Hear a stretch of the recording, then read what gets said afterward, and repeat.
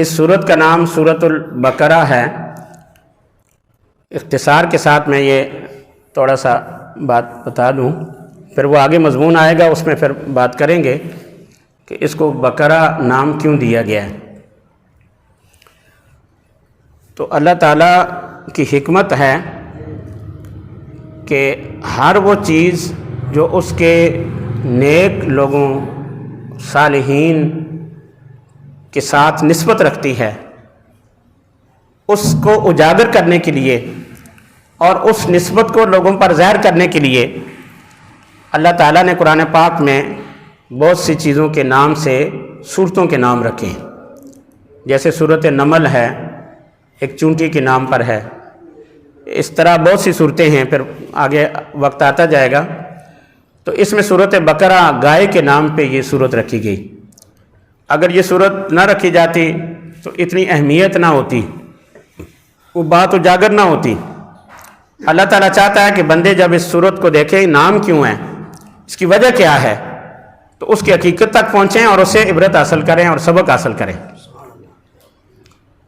اب خاص طور پر دو اس میں واقعات ہیں، ایک تابعداری کا، فرمان برداری کا، اور دوسرا نافرمانی کا۔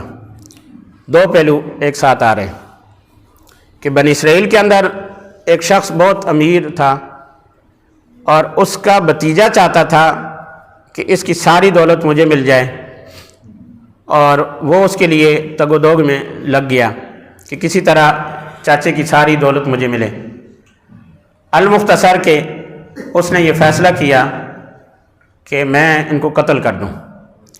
تو اس نے اپنے تربیت کرنے والے مربی جو والد کی جگہ ان کا خیال کرتے تھے، دیکھ بھال کرتے تھے، اس بچے کا ساری ضروریات پوری کرتے تھے، وہ یتیم بچہ چھوٹا سا تھا، اس کی کفالت اس چاچے نے کی، سارے اس کے ضروریات زندگی وہ پورا کرتا، لیکن دنیا کی چونکہ ہرس تھی تو اس ہرس نے آ کر اپنے ہی محسن کے خلاف وہ اقدام کیا کہ قیامت تک یہ واقعہ جہاں بھی پڑھا جائے گا اس کا بیان ہوگا۔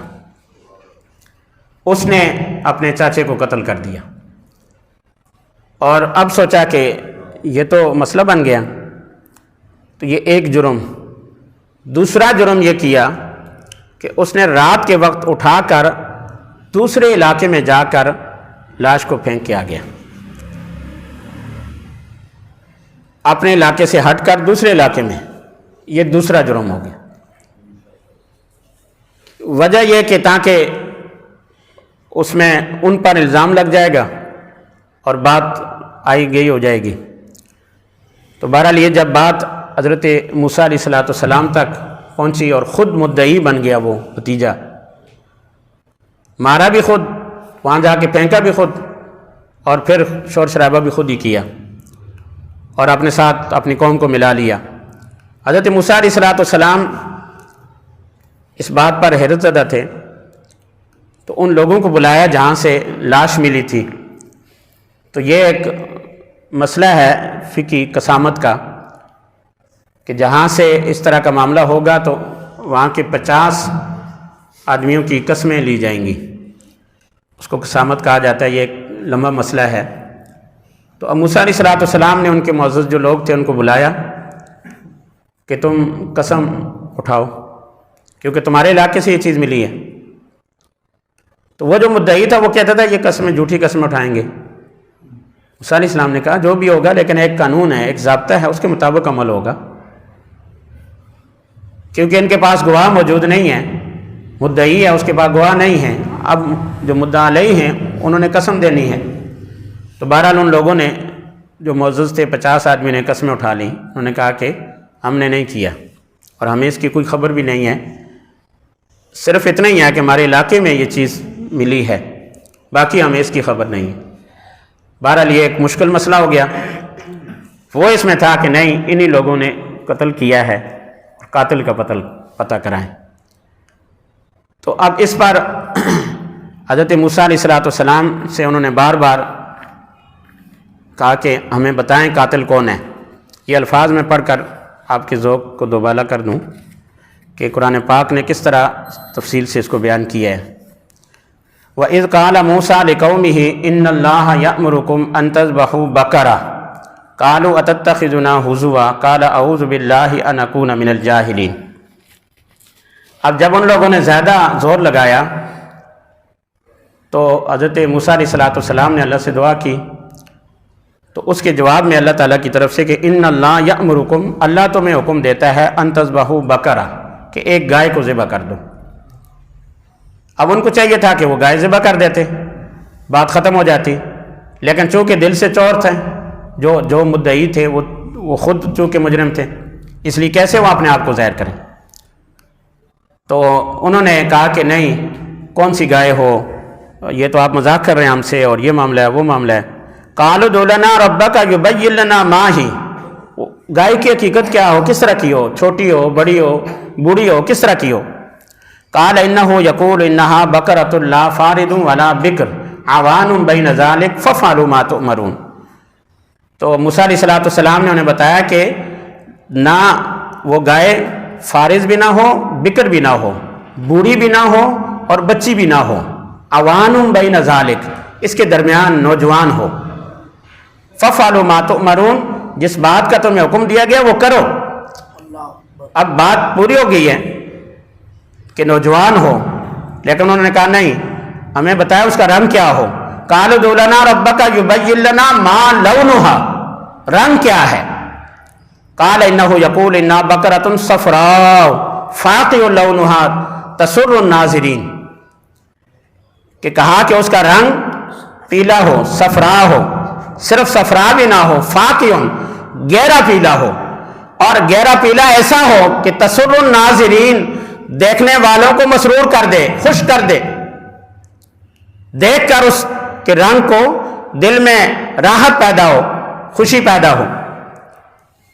اس لیے اللہ والے کہتے ہیں کہ جوتا ایسا پہننا چاہیے جو اس طرح کا ہو، اس سے راحت پیدا ہوتی ہے، بلیک نہیں پہننا چاہیے، اس سے دل میں کدورت پیدا ہوتی ہے۔ تو بہرحال یہ ایک علیحدہ مضمون ہے، ضروری بھی نہیں۔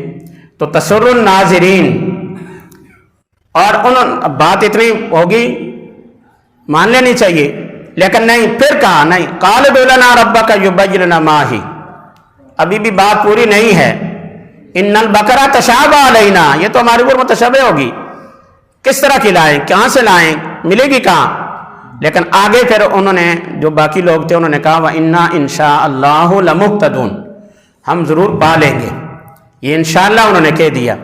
تو اللہ کی طرف سے پھر حکم آیا، قال انہ یقول انا بقرۃ لا ذلول تثیر الارض ولا تسقی الحرث، کہ وہ گائے ایسی ہو کہ وہ کسی کام میں استعمال نہ کی گئی ہو، نہ اس کا دودھ نکالا گیا ہو، نہ اس پر ہل چلایا گیا ہو، نہ اس کو پانی کے لیے استعمال کیا گیا ہو، پہلے زمانے میں ان چیزوں کے لیے استعمال کیے جاتے تھے۔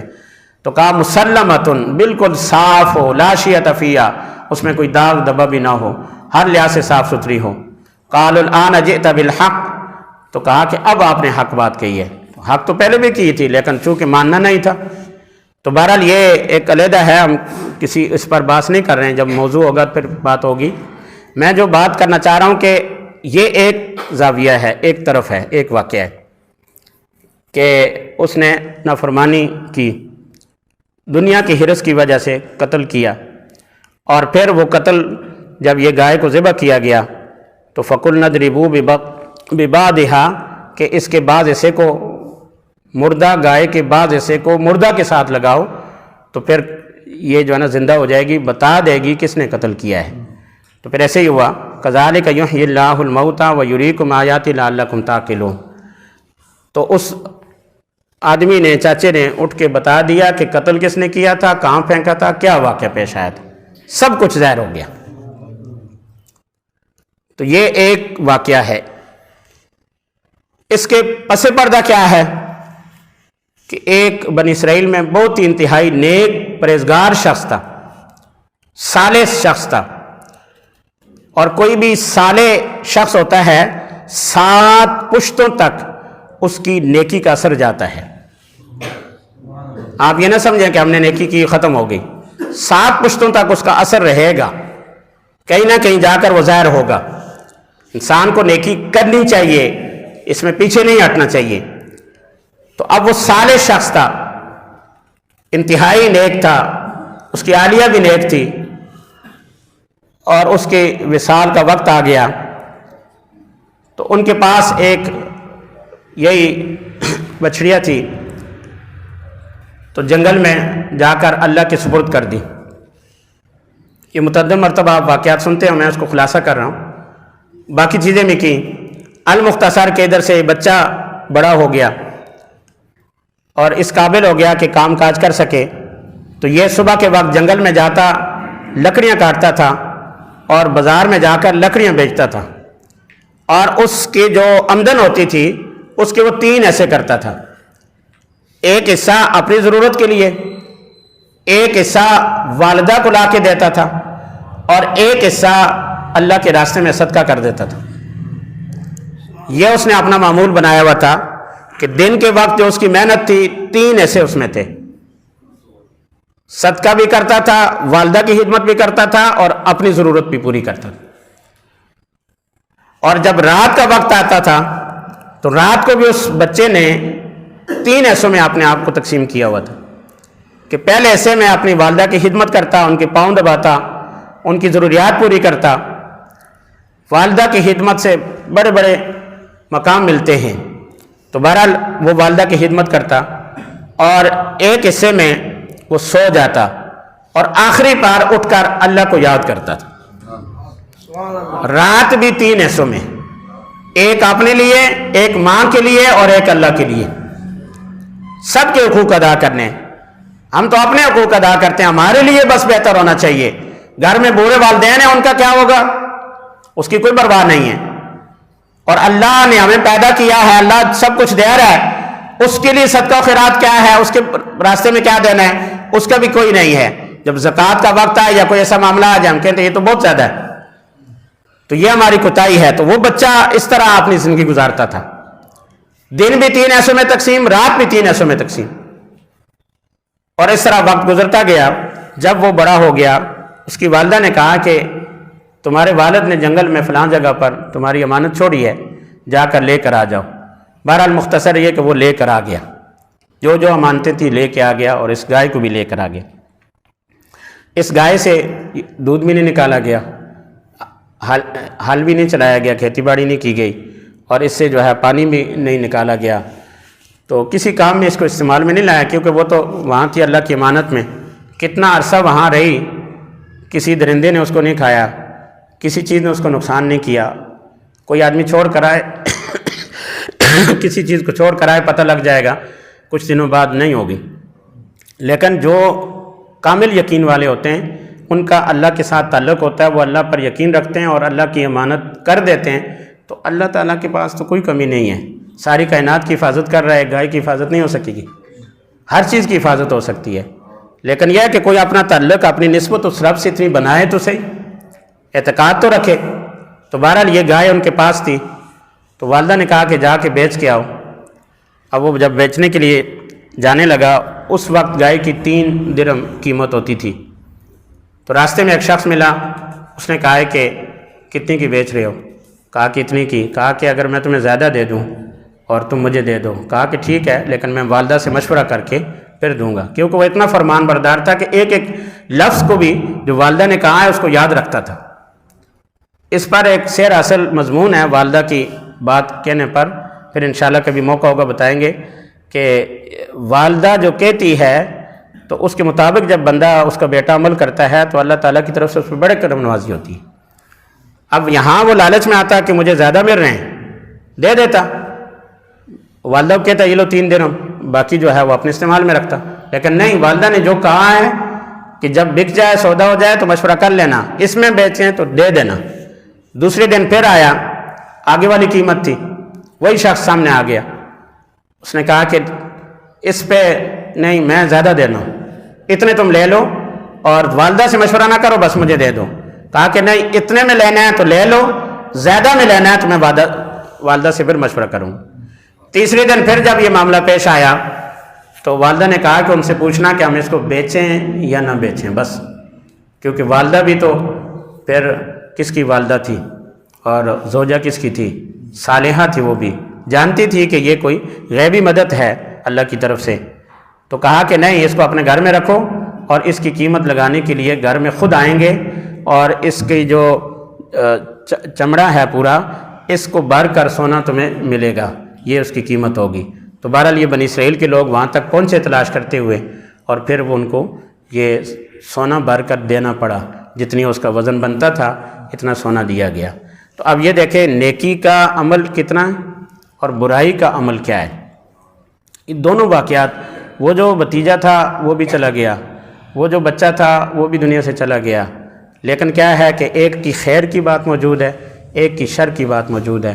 اس نے چاچے کو قتل کر کے اپنے لیے کتنا نقصان کیا، اپنی قوم کے لیے کتنا نقصان کیا، اور کتنا اس نے نقصان اٹھایا، اور اس بچے نے ماں کی خدمت کر کے، وفاداری کر کے اور فرمان برداری کر کے کتنا اعلیٰ مقام لیا کہ اس کی گائے کے نام پہ قرآن پاک میں پوری صورت ہے جو سب سے بڑی صورت ہے۔ تو اللہ تعالی ہم سب کو ہدایت عطا فرمائے، قرآن پاک پڑھنے سمجھنے اور اس کے بعد عمل کی توفیق عطا فرمائے۔ وآخر دعوانا ان الحمد للہ رب العالمین۔